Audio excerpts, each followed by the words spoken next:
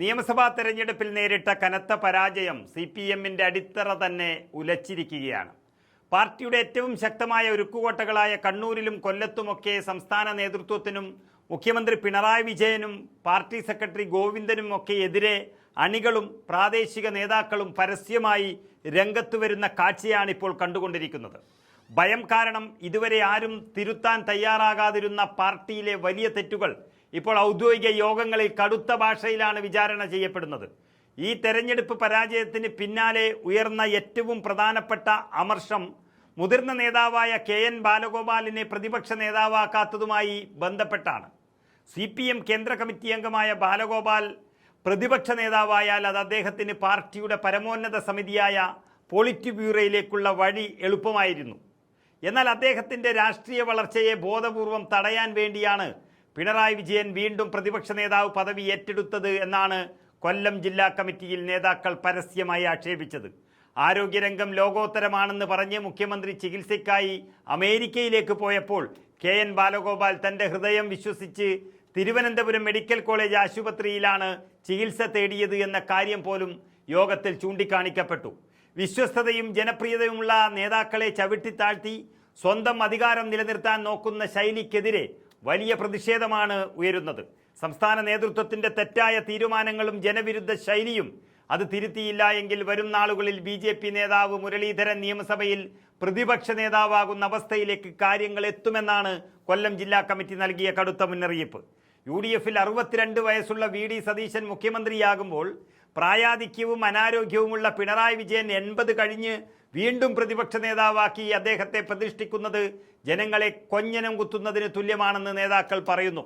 തിരുവിതാംകൂറിലെ ഏകാധിപതിയായിരുന്ന sir CP Ramaswamy അയ്യരുടെ ഭരണ നേട്ടങ്ങൾക്കും ഒരുപാട് ഗുണഭോക്താക്കൾ ഉണ്ടായിരുന്നുവെന്നും എന്നാൽ ഏകാധിപതിയായ CPയുടെ അന്ത്യം എന്തായിരുന്നുവെന്ന് പിണറായി വിജയനും അദ്ദേഹത്തെ താങ്ങുന്ന ഉന്നത നേതൃത്വവും മറക്കരുത് എന്നുമാണ് കൊല്ലം ജില്ലാ കമ്മിറ്റിയിൽ ഉയർന്ന ഏറ്റവും അതിരൂക്ഷമായ പരാമർശം.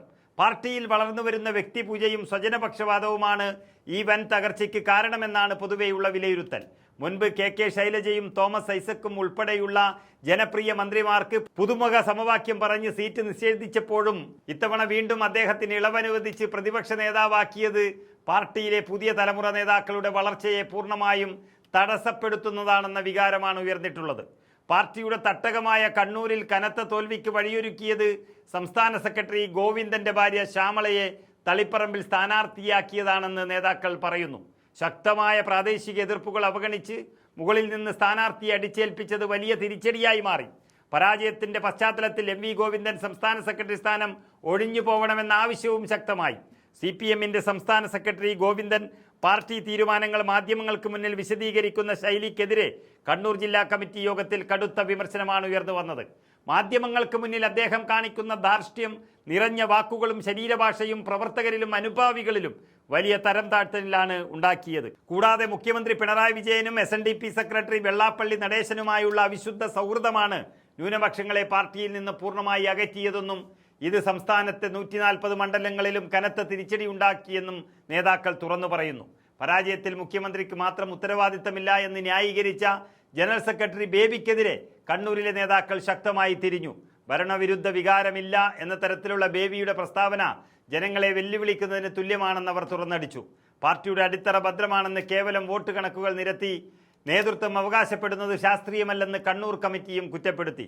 മുൻപ് നടന്ന ലോക്സഭാ തെരഞ്ഞെടുപ്പിലും തദ്ദേശ തെരഞ്ഞെടുപ്പിലും വോട്ടുകണക്കുകൾ തിരിച്ചും മറിച്ചും കൂട്ടി പരാജയമുണ്ടായിട്ടില്ല എന്ന് വരുത്തി തീർത്ത നേതൃത്വത്തിൻ്റെ വിലയിരുത്തലുകൾ പാളിപ്പോയി. ആ സമയങ്ങളിൽ പരാജയ കാരണങ്ങൾ കൃത്യമായി അപഗ്രഥിച്ച് യഥാർത്ഥ വസ്തുത കണ്ടെത്തിയിരുന്നുവെങ്കിൽ ഇപ്പോൾ നിയമസഭാ തെരഞ്ഞെടുപ്പിൽ ഉണ്ടായതുപോലെയുള്ള കനത്ത അടിയൊഴുക്കുകൾ തടയാമായിരുന്നു. നേതാക്കൾ അണികളിൽ നിന്നും പൊതുജനങ്ങളിൽ നിന്നും അത്രമാത്രം അകന്നുപോയിരിക്കുന്നു.